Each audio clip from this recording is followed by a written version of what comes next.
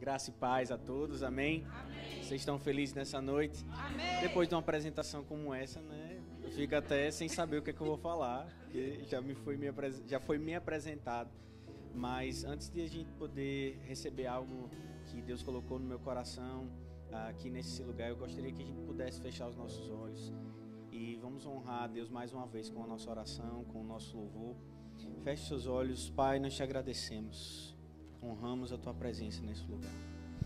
Há claramente, Pai, uma unção, um poder disponível sobre esse lugar. E Pai, com essa consciência, com esse reconhecimento da tua palavra, da tua unção, que nós doamos e abrimos o nosso coração nessa noite. Senhor, que essa unção, que essa palavra e que esse poder que está disponível agora, no momento que nós nos reunirmos, seja eficaz e eficiente ao entrar em nossos corações. Que entre no nosso coração exatamente como uma espada de dois gumes, penetrando o nosso coração da forma correta. Senhor, eis-me aqui, usa-me com a tua palavra, com o teu poder. Pai, que nessa noite nós saímos daqui transformados, porque é assim, Pai, um poder que o Senhor dispõe quando os teus filhos estão reunidos em um só lugar. Senhor, que nessa noite não haja nada que impeça os nossos corações de receber. E nesse momento, com autoridade, Pai, nesse lugar eu repreendo as forças do inferno. Eu repreendo agora as forças do maligno contra a vida de cada um que está escutando, não somente aqui neste auditório, mas também que está em casa, Pai, acompanhando este culto. Senhor, nesse momento nós queremos quebrar toda a autoridade e nós dizemos: espíritos malignos, vocês não têm capacidade nenhuma de interferir no que o Senhor há de fazer nesse lugar. Por isso nós queremos consagrar esse momento ao Senhor, no nome santo de Jesus. E toda a igreja diz amém. Queridos, Deus abençoe vocês. Muito obrigado pelo louvor. Deus abençoe cada um de vocês. Queridos, eu quero começar de uma forma formal, né? É comum isso, né? Para quem está aqui em cima, para quem está no palco, começar agradecendo algumas pessoas. Eu sei que eu já fui apresentado, mas eu queria aproveitar esse momento também para agradecer, né, a algumas pessoas. Claro, agradecer a Deus é algo padrão, né, mas eu queria também aproveitar esse momento para agradecer a vida dos pastores daqui desse lugar, pastor Márcio, pastor Mateus, pastor Guilherme e suas esposas. Muito obrigado pelo convite, muito obrigado pela confiança e por, literalmente, quando alguém sobe nesse palco, quando alguém pega esse microfone, há certamente uma validação dos pastores a entregar esse microfone para alguém. E então isso é para mim motivo de gratidão. Muito obrigado pelo convite, muito obrigado por me receber aqui. Agradeço também, né, ao meu pastor que está lá em Itabaiana, pastor Zelito Ferreira, que está orando e abençoando esse momento aqui também. Eu agradeço a ele e à Igreja Verbo da Vida de Itabaiana. E também agradeço a você que está aqui, que veio aqui para receber algo da parte de Deus. Eu creio que tem algo específico para que Deus quer comunicar ao seu coração nessa noite. Você está aqui? Você está com expectativa? Amém. Glória a Deus. Queridos, eu estou muito feliz de estar aqui com vocês. O meu coração se alegra de uma forma diferente. Vou dizer o porquê. Não é, para mim, graças a Deus, a primeira vez que eu trago uma palavra, ou ministro a palavra de Deus. Já é para mim algo comum, até porque lá na Igreja Verbo da Vida eu faço isso. Entretanto, para mim, essa é a primeira vez que eu prego fora do Brasil. Então, para mim, hoje é com coisas como a gente que falávamos antigamente. Não, futuramente, quando você estiver em outros lugares, nós vamos se encontrar, quem sabe pregar nas igrejas que um outro faz parte. E isso tem se cumprido. E Deus também tem palavras para a sua vida, querido. Deus também tem palavras para você, para cumprir na sua vida. Basta apenas você manter-se firme. Existe algo no meu coração, claro, que quando a palavra de Deus diz que a seara é grande, mas os trabalhadores são poucos, eu achava que isso se tratava de poucas pessoas, né, para ir pregar o evangelho. Nós costumávamos na nossa igreja, há muito tempo atrás, quando eu fazia parte da Verbo da Vida Aracaju sede, né, do apóstolo Darren, que eu era membro, depois fui transferido para Itabaiana, a gente costumava encher 2 ônibus para o JPN. Quem aqui conhece o JPN? E o JPN era um evento assim, né, que nós ansiávamos em ir. E eu dizia, Deus, só esses 2 ônibus aqui a gente vai alcançar o mundo inteiro. Eu tenho certeza disso. Mas 5 anos, 7 anos depois, eu entendi essa palavra. Eu entendi que a seara é grande, mas poucos são os que permanecem. Poucos são aqueles que retêm a palavra. Você permaneça firme naquilo que Deus tem para você. Inclusive, eu creio que Deus quer utilizar de uma palavra hoje para que você permaneça firme no seu coração. Amém? Queridos, eu já falei que é uma honra para mim estar aqui. Já falei também que eu amo vocês, já vou dizendo logo, amo vocês, cada um de vocês. Mas eu posso dizer que quem ama mais vocês é o próprio Deus. E eu vou dizer o porquê. Eu estava explicando isso para Mateus e Ana Luísa. Mateus e Ana Luísa são amigos de longas datas, né? A gente já é amigo já desde Deus sabe quando. E foi engraçado que na semana passada eu estava fazendo algumas coisas para a viagem, eu precisava deixar algumas coisas prontas. Com relação ao centro de cura, nós estamos abrindo novas vagas para treinamento de ministros e algumas outras coisas específicas da igreja. E eu estava literalmente com um tempo muito contado para poder parar para preparar algo. Mas eu disse, não, eu vou viajar, em algum momento na viagem eu vou conseguir. Só que na semana passada, basicamente, eu acho que na quinta-feira, 5h40 da manhã, já perto de 6, o Espírito Santo me acorda de uma maneira literalmente espontânea. Eu acordei e naquele momento quando eu acordei, o Espírito Santo me deu uma palavra. Ele falava para mim exatamente os passos de cada palavra, o que eu precisava comunicar. E no momento que ele me entregou tudo isso, ele disse, isso é para a sua ministração de quarta-feira que vem. E eu disse, tá bom. Então, sabe, queridos, que o que Deus quer falar com você nessa noite é algo que ele já está no coração dele. E eu quero pedir a você que você abra o seu coração, porque eu tenho certeza que Deus quer comunicar algo a nós nessa noite. Amém?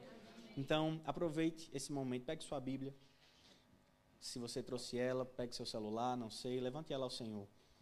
Vamos consagrar esse momento, Senhor. Diga assim comigo, esta é a palavra de Deus. Eu creio o que está escrito nela. Eu sou o que a Bíblia diz que eu sou. Eu tenho o que a Bíblia diz que eu tenho. E eu posso o que a Bíblia diz que eu posso. E tudo, diga assim, e tudo o que nela consta se cumprirá na minha vida. E eu a recebo com mansidão e expectativa. Em nome de Jesus. Amém. Abra sua Bíblia, querido, em Mateus, no capítulo 19, no verso 1 até o verso 8. Mateus, Evangelho de Mateus, no capítulo 19, no verso 1 até o verso 8. Enquanto você abre, eu ia deixar isso para o final, mas há uma direção no Espírito para mim, enquanto eu estava no momento de louvor ali, ele me deu uma direção específica. E eu queria aproveitar esse momento inicial para falar algo bem rápido. Queridos, durante esses últimos anos, Deus ele tem me dado literalmente uma oportunidade de ir para não somente vários lugares do Brasil, mas do mundo. E em 2020 eu estive aqui, né, fiz parte, até quem esteve no culto, eu até toquei baixo aqui, 2020. Mas Deus ele tem me dado a oportunidade de ir para várias cruzadas evangelistas no Brasil. Já visitei basicamente todos os estados do Nordeste. Eu faço parte de um ministério que realiza cruzadas evangelísticas, assim como o evangelista Jânio, que é também um parceiro do evangelista Rubens Cunha, que faz as cruzadas no Brasil e no mundo. E desde então, ele tem me dado um certo conhecimento da palavra de Deus, para que eu pudesse, de alguma certa forma, abençoar o corpo de Cristo. E esse ano, ele me deu uma estratégia, e eu creio que não é somente com uma estratégia para a minha vida, mas é uma estratégia para a vida de pessoas, com base naquilo que eu tenho aprendido em tantas experiências evangelísticas, a escrever um livro. E eu escrevi esse livro chamado Evangelizando Pessoas. É um livro simples, é um livro prático, mas é um manual onde vai trazer para você, de uma forma prática, como alcançar pessoas na sua região onde você está, no evangelismo 1 a 1.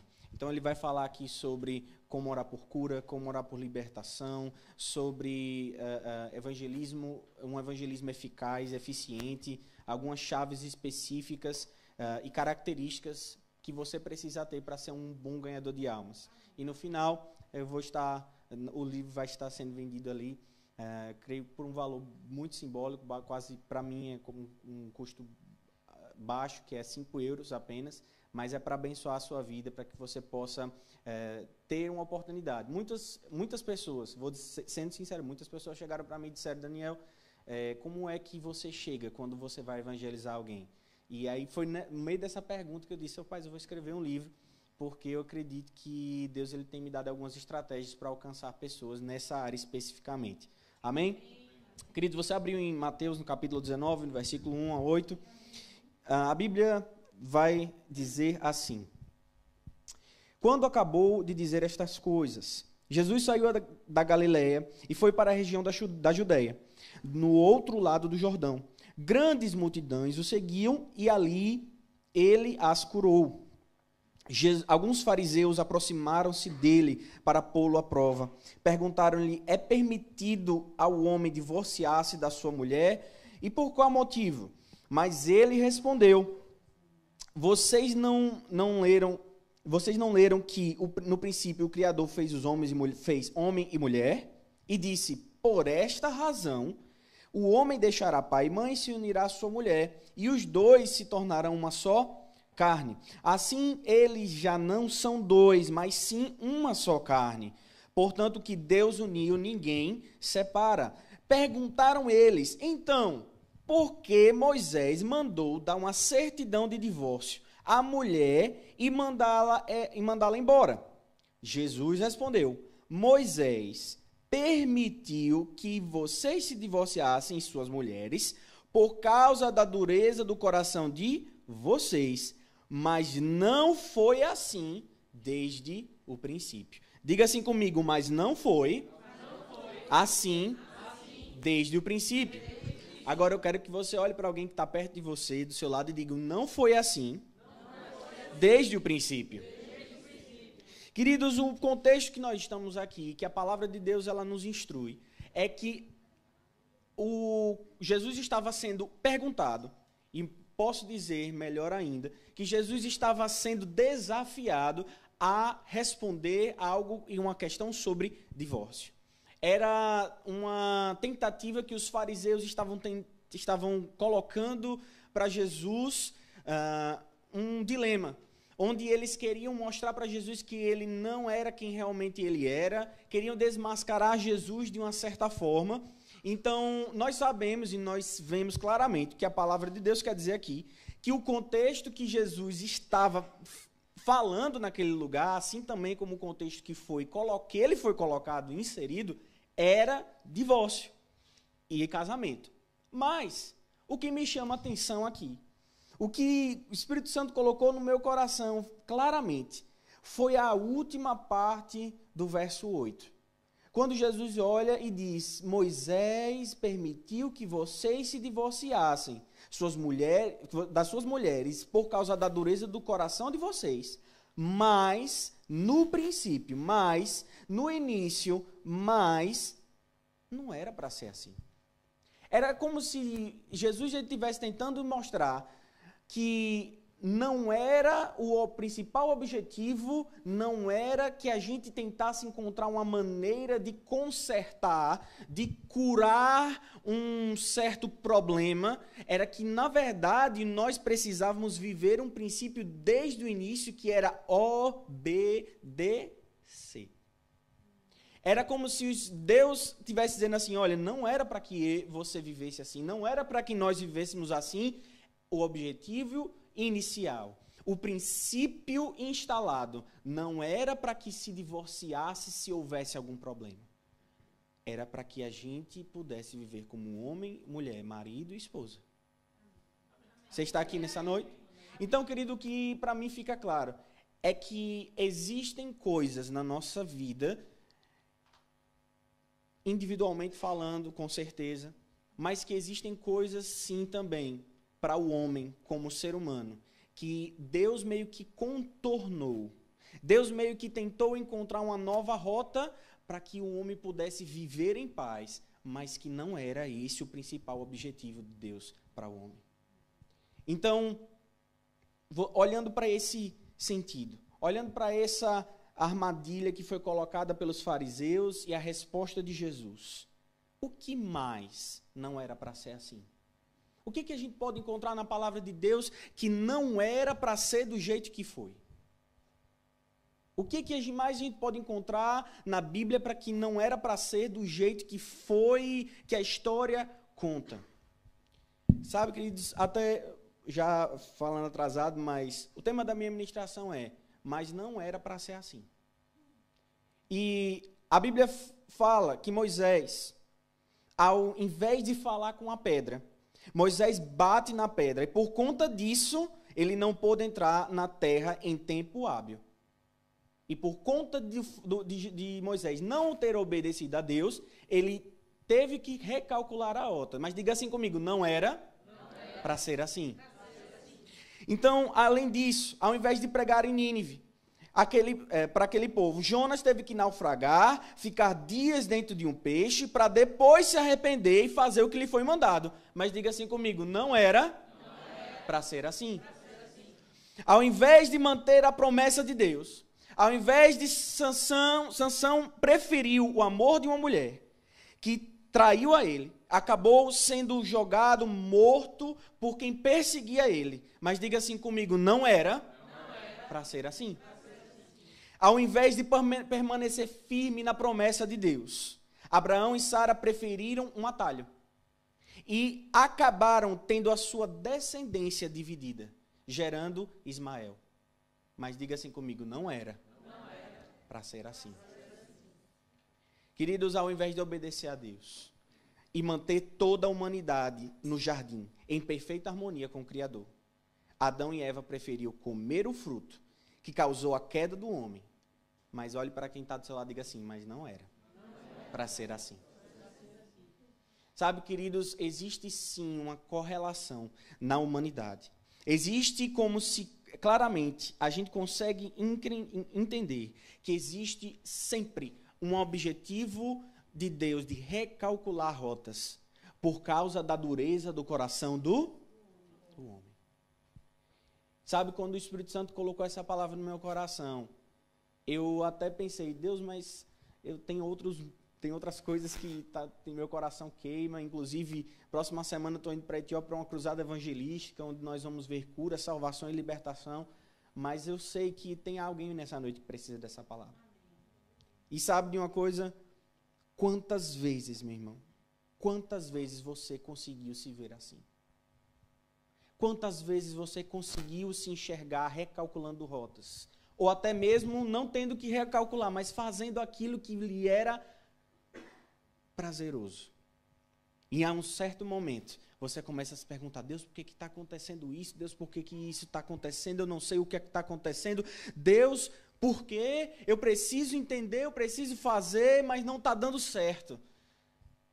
E Deus, de uma certa forma, com alguns pequenos toques, com algumas pequenas palavras, Ele está tentando dizer, não era para ser assim.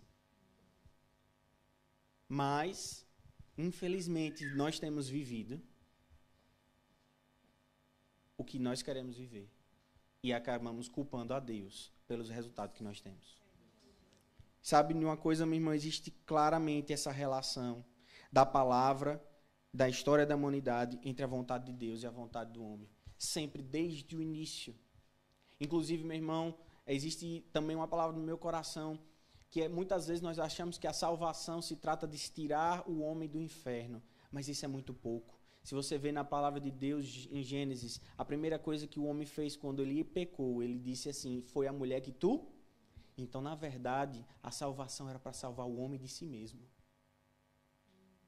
E não necessariamente só do inferno.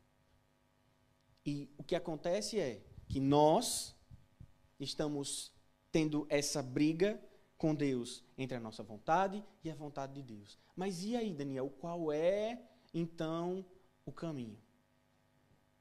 Que bom que você perguntou. Abra em 1 Pedro. Eu quero que você abra comigo 1 Pedro, capítulo 4, que o evangelho é o relógio é filisteu, ele não está me ajudando hoje, mas eu quero que você abra em 1 Pedro, capítulo 4, no verso do 1 ao 2, eu vou ler para ser rápido, e você vai acompanhando. 1 Pedro, no capítulo 4, no verso 1 e verso 2, a palavra de Deus diz, portanto, uma vez que Cristo sofreu corporalmente, armem-se também do mesmo pensamento. Pois aquele que sofreu para ser assim, ele disse algo muito importante antes. Por causa da dureza do vosso coração. Então, queridos, eu creio que hoje à noite, Deus ele precisa comunicar a alguém ou algumas pessoas aqui que não é tempo mais de viver o plano B.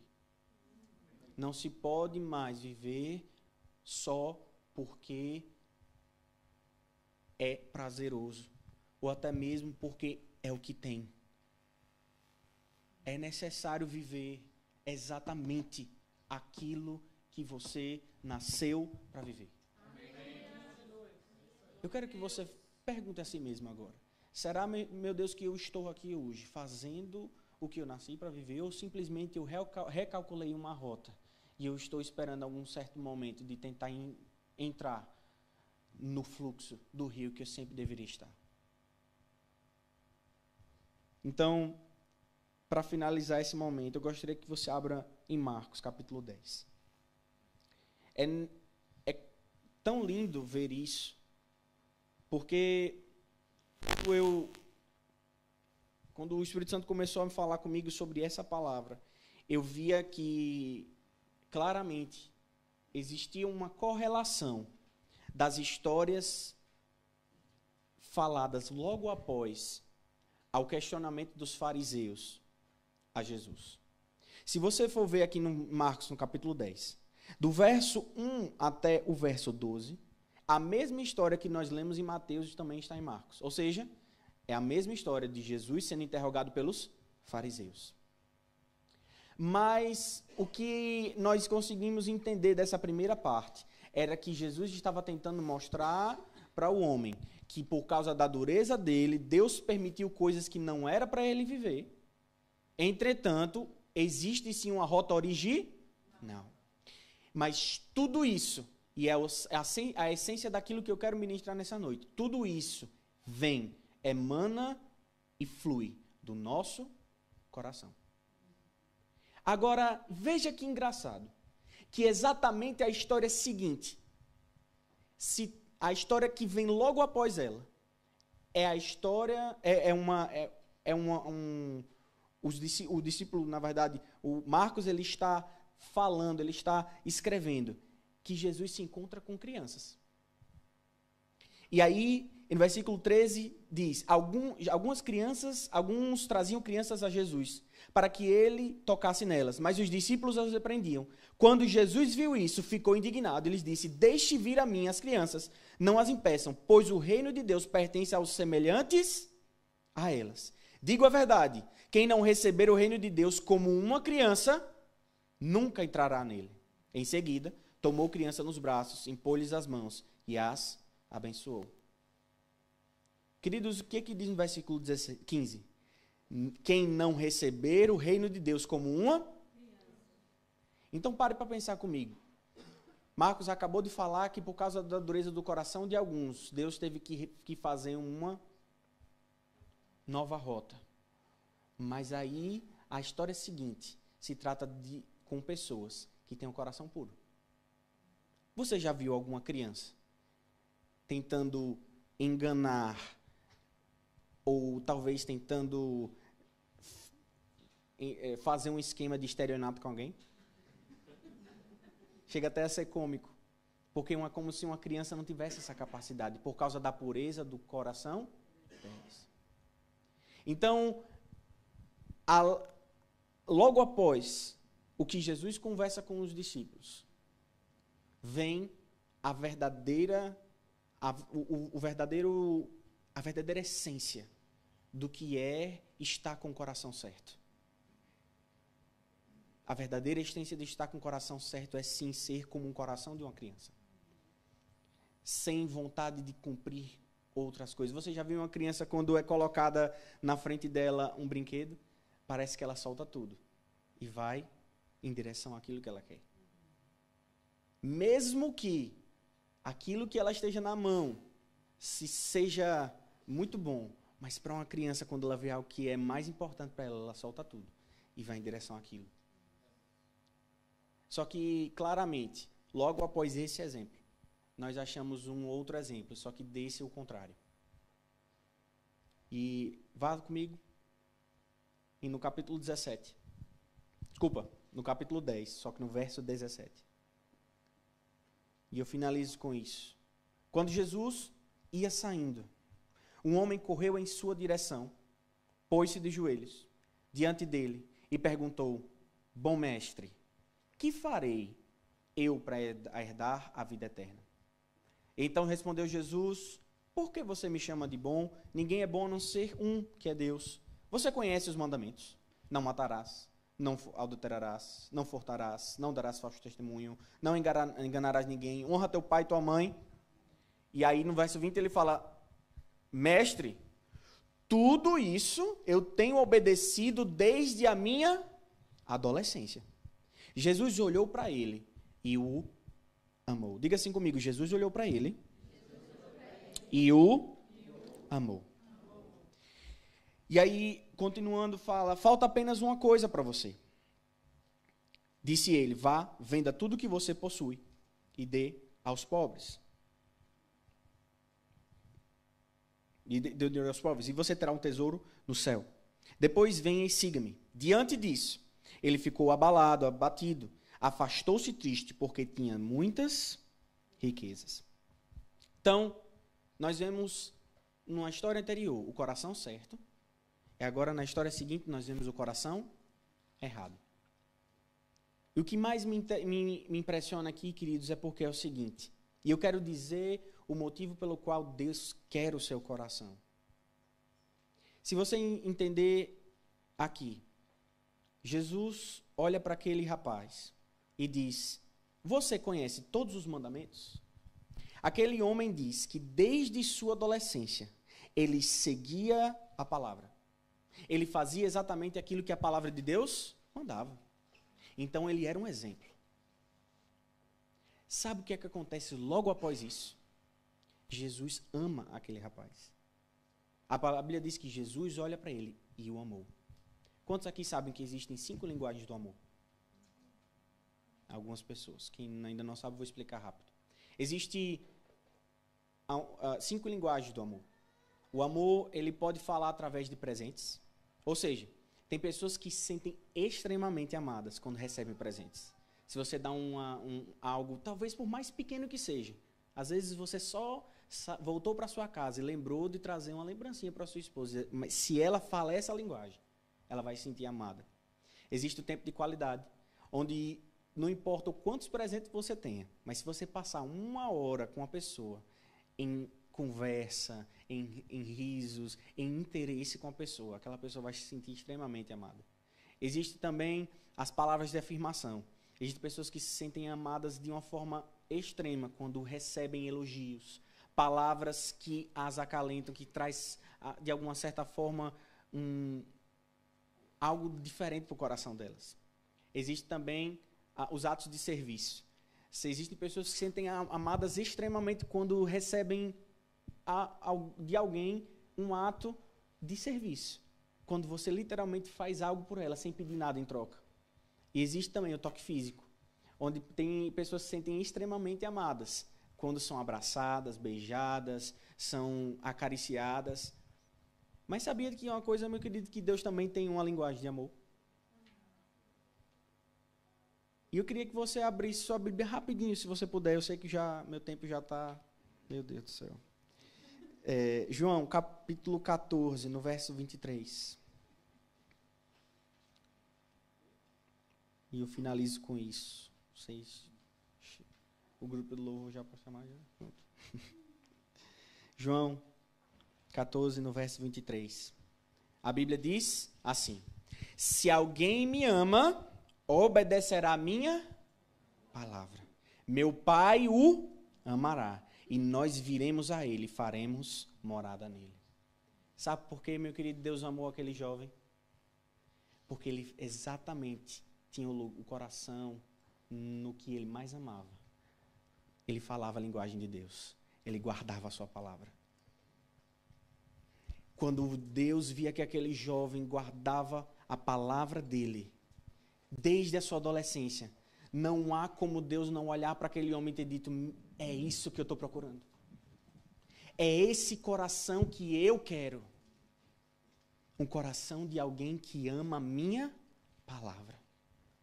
E sabe o que foi que Jesus queria daquele homem, querido? Era só uma coisa. Deus queria que ele pudesse largar tudo para passar tempo com ele. Até porque quando você encontra alguém que fala a sua linguagem de amor, você não quer que aquela pessoa passe mais tempo com nada, você quer que aquela pessoa passe tempo com você. Era isso que Deus queria daquele homem. Era isso que Deus queria daquele rapaz. Não era por causa das riquezas, não era por causa do dinheiro. Era por causa do seu coração que fazia e falava a sua linguagem. Mas infelizmente, por causa da dureza do coração dele, ele largou a melhor coisa que ele já podia ter encontrado. Sabe, meus queridos, quais são os planos B que você tem vivido hoje?